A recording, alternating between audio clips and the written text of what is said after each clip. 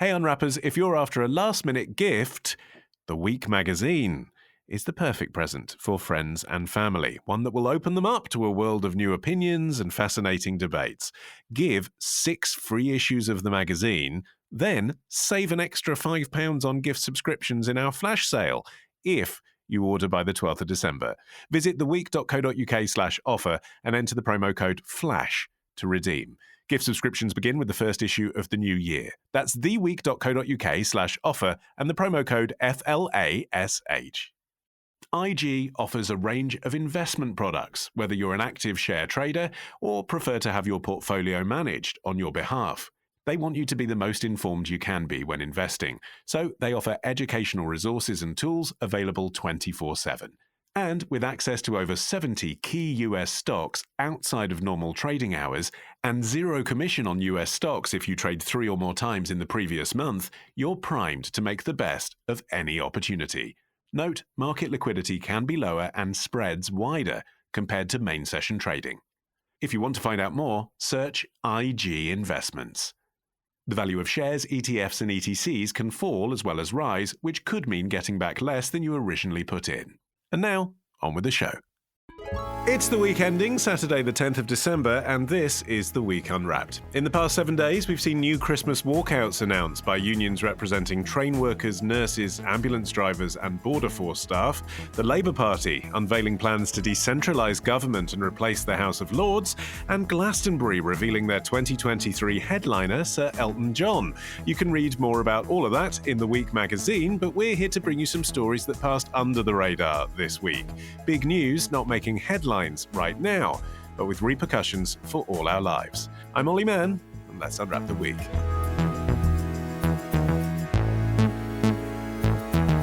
And joining me today from Money Week is Guy Anker. From BBC Sport, it's journalist Emma Smith. And back for a second week in a row, it's my Queen of Hearts, Sachandrika Chakrabarti. Guy, you're up first. What do you think this week should be remembered for? This week, mortgage rates are finally coming down, but is it really good news for home buyers? Discount or tracker rate mortgages, you're going to see it pretty quickly a rise in what you pay.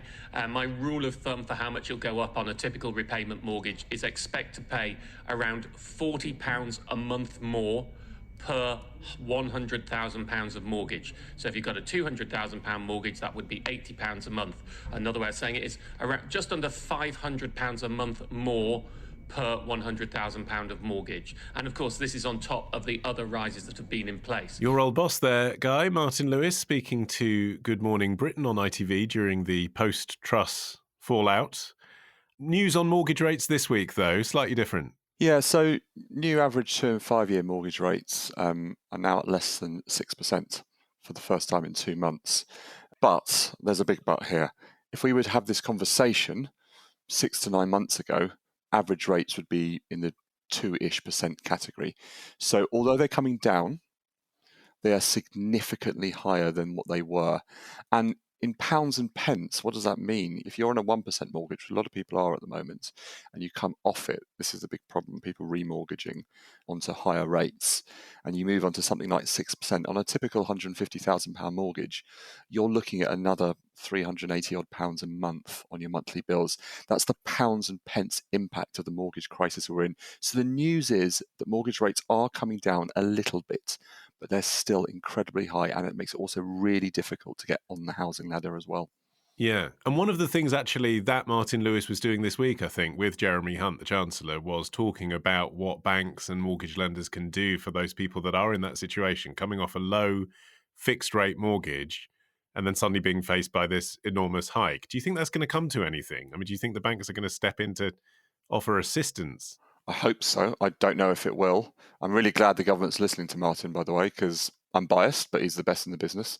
But what he's been calling for is not necessarily regulatory changes. It's things such as forbearance and looking after people and making sure that people's credit files aren't impacted as they would do in a normal situation, because this is not a normal situation. Some people say, hang on a minute, when I bought a house or when my parents bought a house, mortgage rates were at 10, 11, 12%, which was right at the start of the 80s, for example, and even at the start of the 90s. But house prices were much lower then. So as a proportion of income, although the percentage of the mortgage rate's really high then, and it's much higher than it is today, house prices are just so high at the moment. The average property across the UK is nearly £300,000. That's a huge amount of money. But then I suppose the other point, Emma, is that some people might say that's the market. Like, that's capitalism, isn't it? Like, it's not everyone's right to buy a house. And, if you're compassionate, you can understand why you might want to step in to help people with their mortgage costs. But that shouldn't be an obligation of the banks. That's not how it works. Like, interest rates go up, and that does mean some people have to sell their houses and other people can't afford to buy them. Otherwise, you don't have a system that means anything. True, but the current costs, even though and interest rates have come down slightly, they are still higher than they have been on average for the past decade. So the fact is that it's still very much a difficult market for buyers. And in the end, obviously, banks don't have any sort of obligation because they are private businesses for the most part. Perhaps it could still be in their interests because many sort of lenders do have targets. They do have sort of sales. And, as we approach the end of both the calendar year and the financial year, lenders will start stretching to reach their end of year targets. So perhaps there is an obligation from lenders and from banks to help people, even if it's not entirely for kind reasons, more for business and capitalist reasons, as you say. I suppose, Suchandrika, like me, you must know lots of people that are hoping to buy a house soon and waiting. Because that's the thing, isn't it? Like, mortgage rates have come down since they went up and house prices are coming down too. It feels like now's not the right time to buy.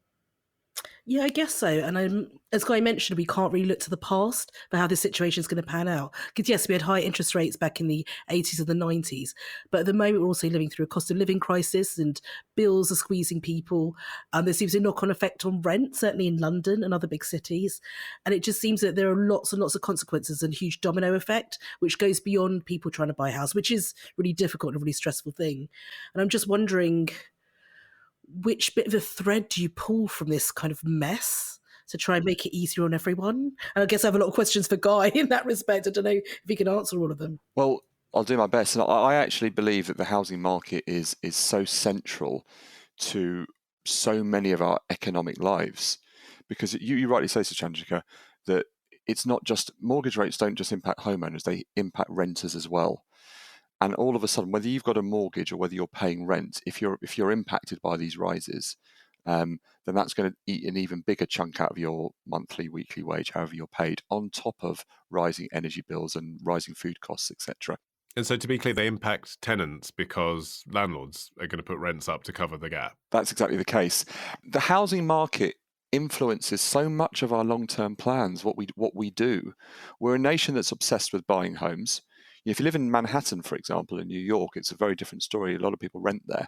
There's reasons for that. But do you know what I mean? The UK model isn't replicated around the world. But because of that, and understand, because people want their own home, they want the security of their own home, so they know they're not going to get chucked out by a landlord. So you can make it what you like, what you want it to be. I've just painted this room charcoal recently. I wouldn't be able to do that if I was renting. Baby on the way, that's why. He's pausing for a compliment, isn't he? It does look good, Guy. Going back to the important point, you saw it during the pandemic, people thinking to themselves, okay, I'm working from home, I'm going to move out of the city, I'm going to live in the country. That had an impact on house prices in the countryside. Some are actually moving back now, but that had an impact, and some of the prices there went up. Housing is so central to the way we plan our lives. Somebody like me, I'm not a parent, but touch wood, I will be in a few weeks. I'm starting to think, okay, what can I afford? I'm in a flat in London. I can't afford a house in London. I'm going to have to move out because of high house prices. And you can see, just that tiny little one-person example of how the housing market, when prices are so high, has such an impact on your lifestyle, what you do, and then, as we've said, it impacts renters as well, and it's such a huge drain on people's monthly expenses. But this is looking more affordable, if that's the right phrase, or less unaffordable than it looked like it might be a few months ago when they were suddenly climbing sky high, Emma. I mean, from that point of view, politically, Rishi Sunak can point to his leadership, can't he, and say, look, I've calmed things down. We're getting, not only actually have I reversed what was happening, But, we were due an increase in mortgage rates anyway. This is what normal should look like. Yeah, well, but basically it couldn't have got much worse. It's the interest rate surged to a peak of 6.65% after Kwasi Kwarteng's mini budget. Remember that? And which is incredibly high levels. And the fact that they've now come down to under 6% is obviously better. But they, like I said before, it's like to have interest rates even around the 6% mark is much higher than the average for in the last recent years. So yes, it is comparatively better for average 2 and 5 year mortgages. But it means that those who are sort of looking to buy a house, for example, for the first time, taking out loans to buy houses, it's still extremely expensive. And certainly for first time buyers, it's quite sort of off-putting and exclusionary. I know that for personal experience because I'm currently looking at moving house. I'm moving to Manchester in the new year to be closer to Media City. Me and my girlfriend are looking at sort of options, and basically we're gonna the idea of sort of buying a house at the present is pretty much out of the question, but partly because of you sort of moving at the stress at the same time, sort of to a new city. So buying a house is stressful enough as it is, but also to sort of have the in terms of the costs of mortgages, costs of these loans, they're still too high for first time buyers. Which I'm a sample size of one, but from my experience, it still remains with interest rates as they are extremely difficult to get on the ladder at present. Okay, so what's going to happen next, Guy? Mortgage rates aren't going to go down much more, are they? Because they are stabilising. That's the point of this, right? So they're going to be at this kind of height, but house prices might carry on going down, yeah? Yeah, so the mood music is that house prices are coming down, not massively. We're not suddenly going to, you're not going to suddenly have £1 million houses in London turning into £500,000 houses and suddenly another group of people can get on the ladder. I don't think we're going to see that. I should stress house prices are very regionally specific and even down to one side of the road specific. One side of the road might be over a train line, the other side might be over a park. You're going to get very different house prices there. One thing that's really important, another piece of news this week, the government has abolished mandatory house building targets for councils. I was about to say some councils, for all councils, and they're saying rather than it, you must build this number of homes, it's more guidance. That's really important. I'll tell you why. A lot of the problems we have with the housing market with prices being so high is the supply and demand issue. Anyone that's done GCSE or A-level economics will know when supply is low and demand is high, prices go up. So by increasing supply, i.e. building more homes, economic theory tells you that gives a chance for house prices to come down. If you don't build homes, and we've been saying this for decades, we're not building enough homes. That's one of the reasons why most economists think house prices are so high. There's other reasons. The UK is London especially in the southeast, very attractive to overseas investors, which doesn't help house prices. So what's going to happen next, Ollie?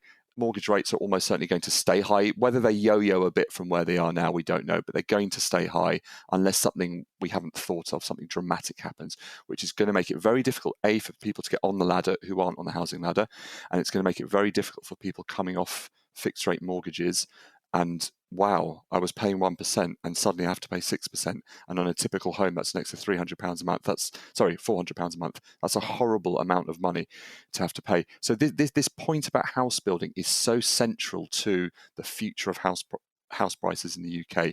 We need more homes. That's such an important point.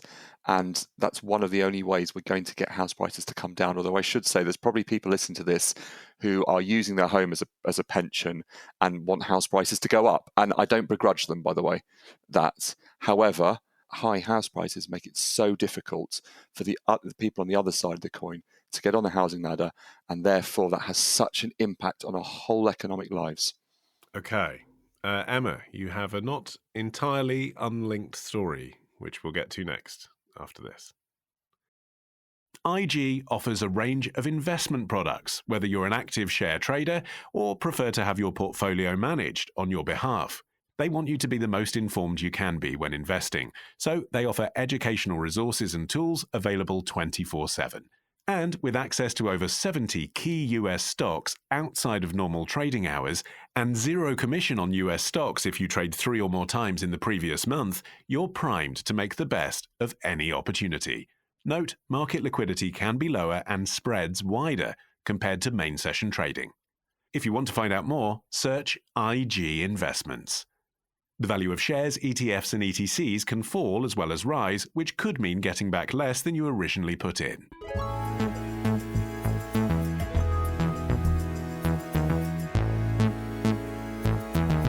Okay, Emma, your turn. What do you think this week should be remembered for? Is this the week in which the sounds of Manchester could be silenced? We used to give out the phone number of the venue as our phone number, pre-mobiles. We met when I was 17 and we didn't get a record deal till I was 25. And in the meantime, that was the hub for all of Manchester's music, not just music, but its literature and its arts, and it remains that to this day.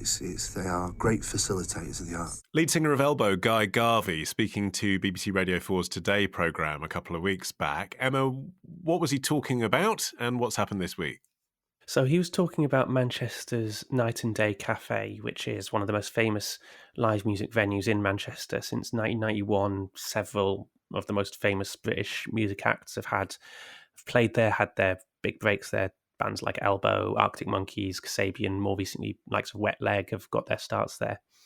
So last year, Manchester's Night and Day Cafe was served with a noise abatement notice following a complaint from a neighbour. And the hearing started last week. It's currently been, it will continue in January the 17th. The reason it links to this week is because Mark David, who's from the charity The Music Venue Trust, said Manchester Council should step in and buy the property at which the people who made the noise complaints were living, because it was a planning failure to build flats so close to a famous music venue.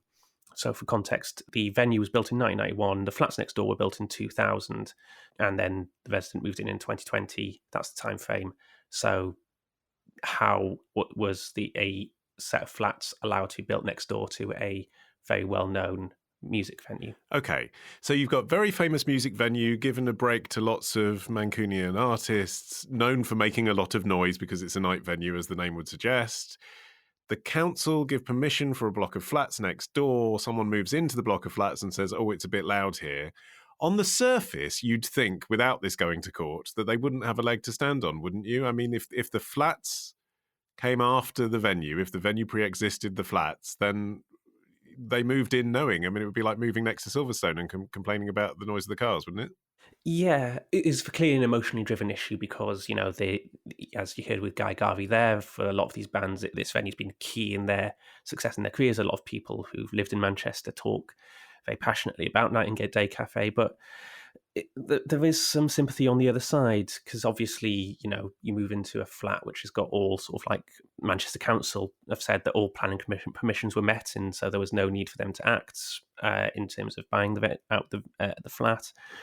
The couple who made the complaint say that they've spent more than £20,000 on sound insulation, but still can't, it's still making things like impossible to sleep when the place is hosting club nights in particular, late night venues. And they say they've had very threatening messages from people. The fact that they were the ones who made the complaints had come out, they've been threatened, and they say they've now had to move out of the flat, not necessarily because of the noise, but because of the public reaction. Yeah, that's a particularly ugly part of this story, isn't it, Suchandrika? People have obviously sought out on social media the complainants and then attack them because, they deign to say that their favourite music venue is a bit loud.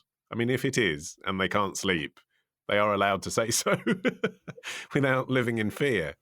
Yeah, it's a really sad part of the story, and I do feel it is about jumping to conclusions about who it is to blame for this situation. Like, it's easier to blame two private individuals whose names you can go and find, but I wouldn't have said they were at fault either.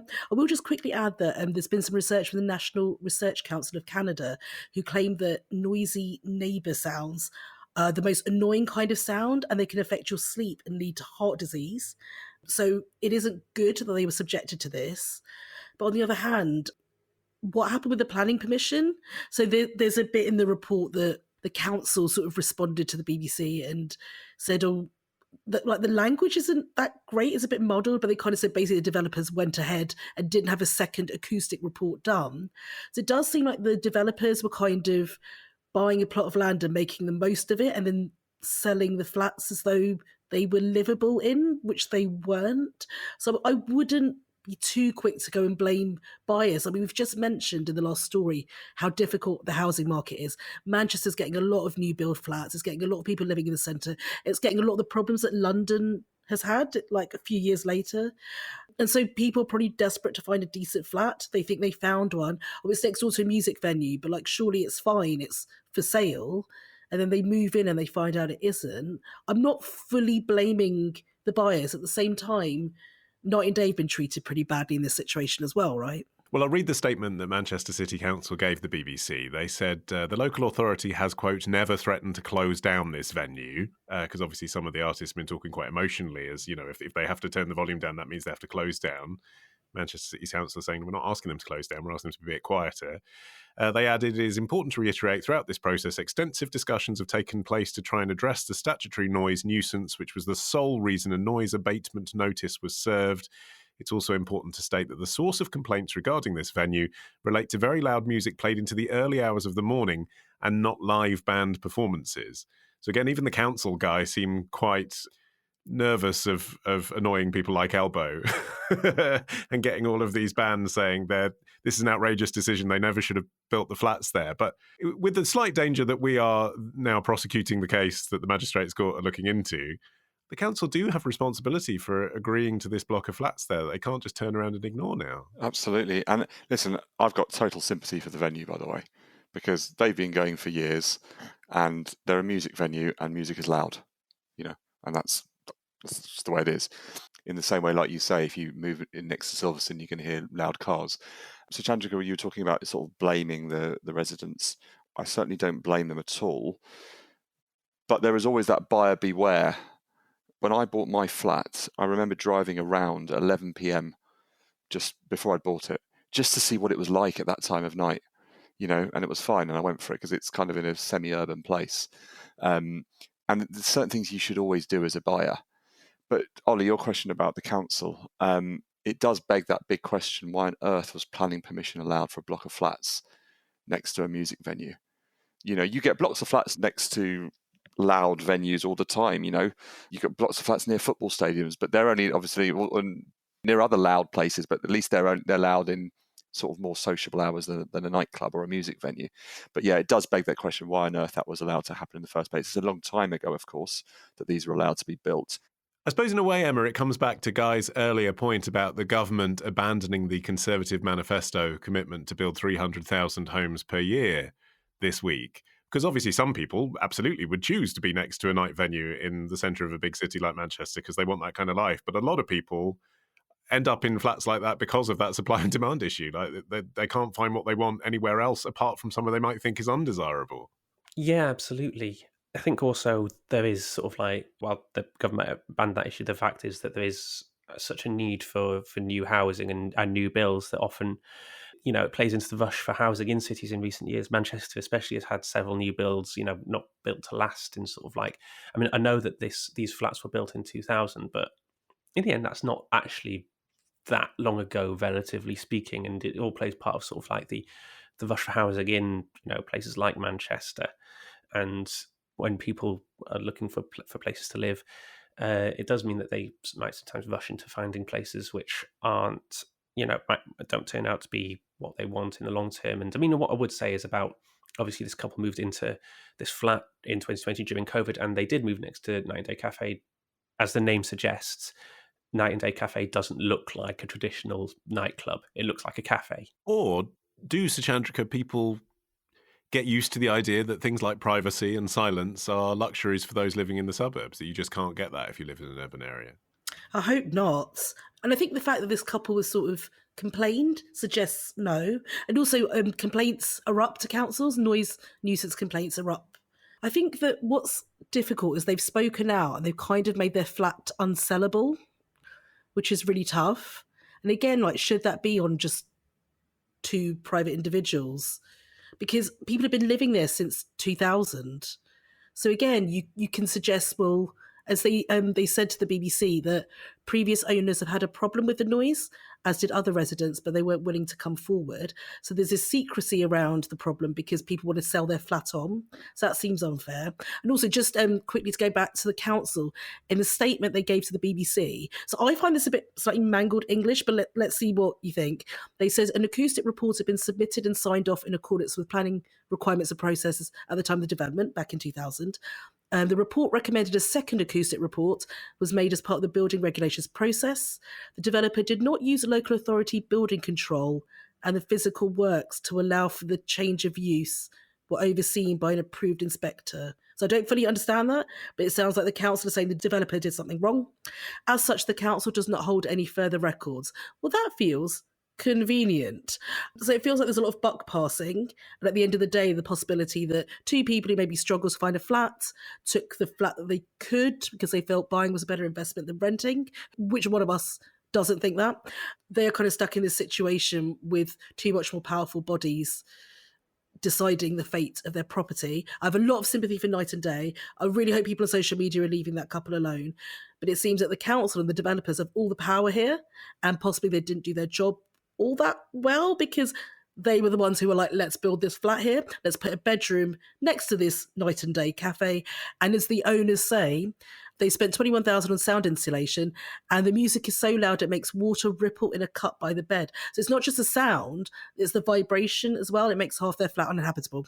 Okay. I mean, whoever, as you were saying, guys, kind of at fault, not thinking about who's at fault, but just at the fact that this is embarrassing for Manchester, isn't it? They want to be seen as the kind of city that has notorious live music venues and the kind of city people want to live in.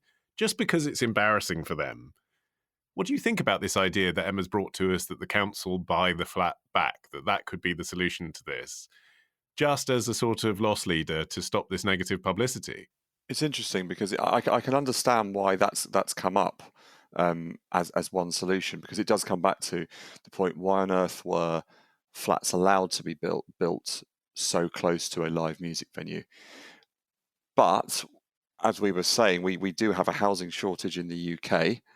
We're a small country, in terms of plots of land. It's not Australia, where you can just build and build and build. I'm sure there's planning more regulations there, which I don't know about, but just in theory.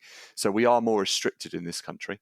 And you end up with this very difficult situation where you can kind of see both sides. Well, just finally on this then, Emma, do you think it's going to happen?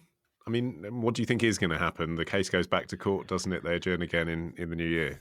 Well, I mean, Manchester Council have tried to make as clear as they can that they will not be forcing the venue to close. However, the fact is that if they do force the venue to bring in much stricter sort of noise restrictions, it would make it near impossible for the venue to operate as it has previously. I mean, we haven't really talked about the impact on the venue, which is, it's been an extremely successful and, beloved nightlife venue for more than 30 years now. And if it is forced to close because of circumstances not entirely within its control, that would be a huge shame. Silent disco? I can't imagine that Guy from Elbow, guys from the Arctic Monkeys would hugely appreciate that. They might have to do something like that, or maybe not.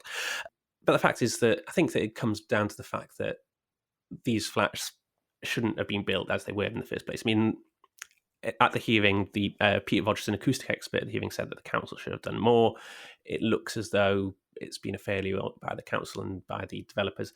I don't think that the venue will be forced to close, but certainly it's facing a very uncertain future if it is forced to close, and if it is forced to, change in such a way that it basically makes it unviable.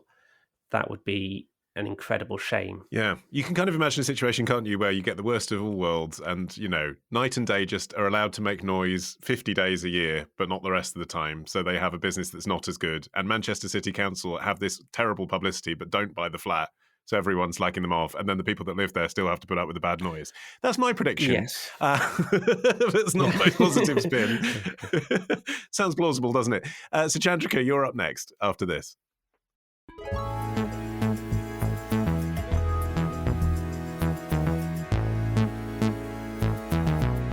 Okay, so Chandrika, you're finishing the show. What do you think this week should be remembered for?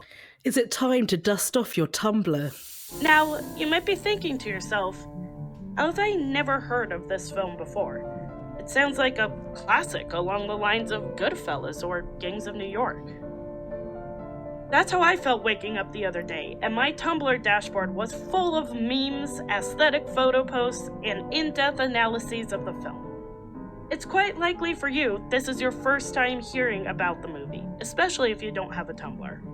And the reason for that is the film is entirely fabricated. The most popular film that doesn't exist, Scorsese's Goncharov, a video from YouTube channel Pixel Mouse. I mean, there's a lot to unpick just in that, Sachandrika. But before we get there, this isn't a story about movies, is it? It's kind of a story about Twitter. Yeah, kind of, and about social media and people working together. A feel-good story to finish off the show, I hope. So basically, Tumblr is trying to promote itself as the place to go if you're going to leave Twitter. Now, sort of a couple of weeks ago, there was a lot of worry around what Elon Musk was doing with Twitter and is it going to shut down? And, he fired a lot of people. And so people looking to other platforms, and there was a joke on Twitter like, oh, now's the time to go to Tumblr. Now, Tumblr's a micro-blogging platform. It's been around since 2007, so it's the same age as Twitter. And it's like been through periods of being popular and people leaving it and all that kind of stuff. Wasn't it really for porn, Sachandrika? This is ringing a bell for me in the same way as OnlyFans. Didn't they have this thing where they were like, oh, we're not taking adult images anymore, and then people stopped using it? That was Tumblr, right? That definitely did happen, but I wouldn't say... In my experience, I've never seen porn on the platform. So I'd say that has been one use of it. And that certainly is something that made headlines a couple of years ago when they changed the rules around that, meaning that people couldn't use it in that way. But also it's also been a place where fandoms congregate as well, and where people talk about film and books and all these kinds of things. And so they're trying to promote themselves as a place for brands, certainly, to move on to if they're going to leave Twitter.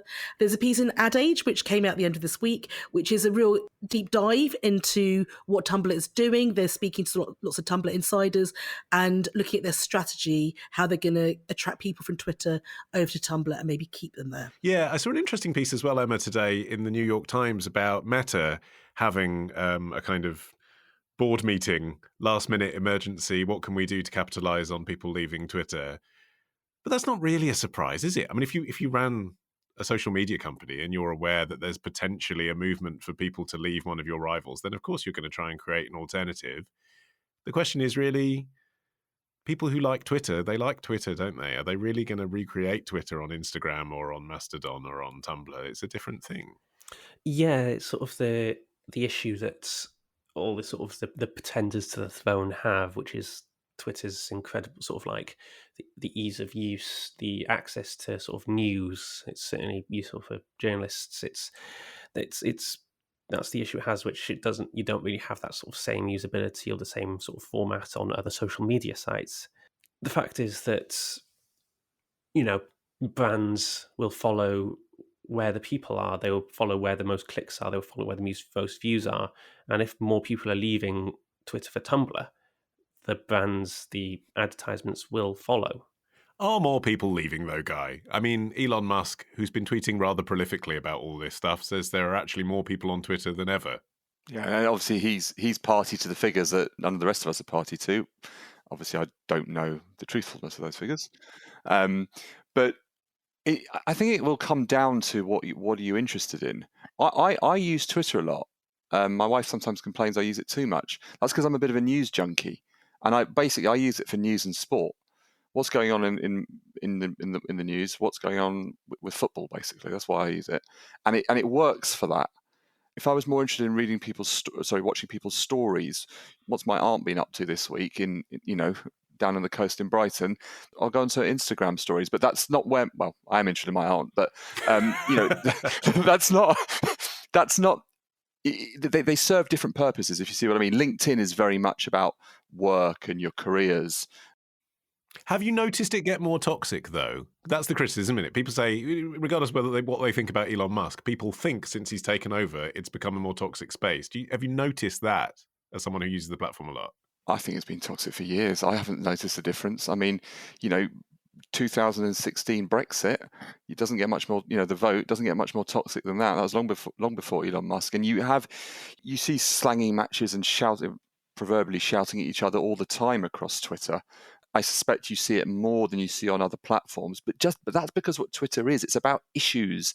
It's about what's going on today. I think you're less likely to see it on LinkedIn. You're less likely to see it on Instagram. You're less likely to see it on Tumblr. I must admit, I don't know too much about Tumblr, if I'm honest with you. Well, this is where we get to Goncharov, isn't it, Suchandrika? So, the argument against Twitter is that the algorithm promotes provocative content, controversial content, inflammatory content, outrageous content. There's lots on there, but that's what comes to the top of everyone's feed because of the news case that Guy was talking about.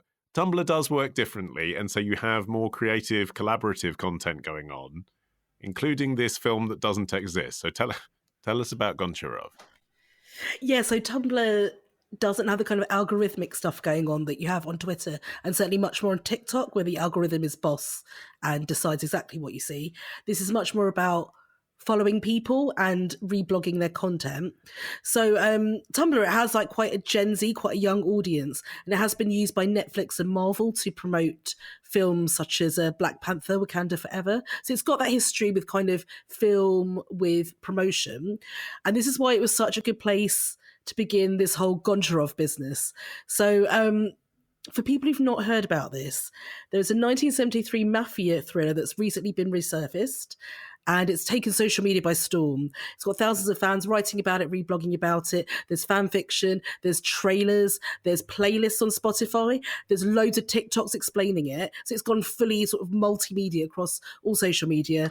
And so it was created by Tumblr users just like enjoying the joke and contributing to it. But with the hope of duping anyone, or just because it was creative? So someone on Tumblr put a picture of this pair of boots or trainers they'd bought, and on the tongue it said, Martin Scorsese presents Goncharov, which is not a real film, as we've mentioned. So it's most likely referring to Gomorrah, which is Gomorrah, one of his films, which is a real one. But they put Goncharov instead, which in itself is very funny. Like, if I had those trainers, I'd immediately put them on social media. I would enjoy it. And then from there, people decided to just run with it and start making up kind of a poster. Winter comes to Naples, there's a tagline, there's all sorts of stuff going on. There's an iconic homoerotic scene between Sybil Shepherd's character and another woman where they light each other's cigarettes. It's all fake, but I think what we have here is a fandom of Martin Scorsese's films, right? And they know what the format is. They know about those like 1970s kind of that wave of films, and I think it's a loving kind of way of saying to other people, hey, do you know about this aspect of the format? Like, let's be friends. And it's so fun and so cute that people have got together. It is disinformation, let's like completely be honest about that. It's not real, and they're trying to say that it is real for fun rather than for any kind of particular gain. But it is people collaborating and working together, which we don't see as much on other social media. And it does feel like a good advert for Tumblr, a very important moment for them. Can you think of an example, though, really, Guy, where an old social media channel or network has actually come back? I mean, history's littered, isn't it, with these names like Bebo and Friends Reunited, which launch, become big things, get bought back for £1, try and relaunch, and ultimately there just isn't interest. I mean, Tumblr feels old, doesn't it? Yeah, as I said, I don't know too much about Tumblr. I can't think of too many examples of them coming back. I think Facebook was born out of MySpace, wasn't it? So it's kind of a, not born out of MySpace, but a similar idea. Usurped. I mean, that's the thing, isn't it? They get usurped. If anyone's going to usurp Twitter, it seems to be Mastodon to me, because at least that, for many people, is a new idea or post. The direction of travel seems to be to try something new, not to go back to what you did before. And whether you're talking social media or anything really, when it comes to innovation, normally what happens is someone takes somebody else's idea, takes it on. Einstein took Newton's idea. Stephen Hawking took Einstein's idea, and that's science. But you see it with everything. You see the evolution of cars, planes, homes, everything, and social media is no different. But it's interesting, actually, the point around, is this story just a bit of fun, or is it part of the disinformation? For me, it's just a bit of fun. It does show, I think, why I sometimes see social media as a bit like fire. Used well, it's a great tool. Used badly, you get burnt. And this is an example of, it's a bit of fun, and we should have fun and we should enjoy ourselves. The problem comes with the genuine disinformation that actually causes harm, whether it's around COVID and conspiracy theories and vaccines, or harm to people's reputations and people's lives by, scurrilous rumours going around. So, Chandrika, you're roughly the same age as me. You've spent 15 years on social networks. Is there one that you'd bring back? Bebo, always Bebo.com. I actually was never on it, but I just like mentioning it. I like, especially like when I'm doing comedy, it really I can tell in the room who are my people who've heard of Bebo. Well, okay, but is there one that you are nostalgic for? Like I would now trade in Facebook for Facebook from 2008. I used to enjoy Facebook in 2008. Ollie, yeah, you're making the point for Tumblr now, aren't you? Because you didn't actually say a different social media network. You're asking for an older version. And I think what's nice about Tumblr is it does retain this kind of slightly gentler internet vibe. It doesn't have the tools to let people sort of scream at each other in the way that Twitter's evolved to be. If anyone was on Twitter back in 2007 or 8, it was a different place. Like, Twitter was lovely and sweet and fun, and it was about little communities. You could chat to a celebrity. It was absolutely adorable. And Twitter has become something different. Guy? With me, it's less bringing back an old social media platform. With me, it's more bringing back a feature of social media. Oh, yeah. Do you remember on Facebook, you used to be able to poke people? Oh, no. Did you used to like poking? What was the point? I was a poker. And Don't you dare poke me without my consent. What was that? I mean, what did it even mean? It just meant, hi, I'm here. Why don't we chat? It was total randomness, and I loved that. Oh, all right. Well, if there's any traction for that, then let's form a new social media. Let's form a private WhatsApp group in which we can try and rally to bring back the poke feature. I wouldn't want anyone to know publicly we were putting our names to that. Poke book. My thanks to Emma, Suchandrika, and Guy. You can follow this show for free. You can get every episode as soon as it's released by searching for The Week Unwrapped wherever you get your podcasts and tapping follow. You can also get 6 free issues of The Week magazine with a trial subscription. Just go to theweek.co.uk/subscribe. In the meantime, I've been Ollie Mann. Our music is by Tom Morby, the producer, Sophie King at Rethink Audio. And until we meet again to unwrap next week, bye-bye.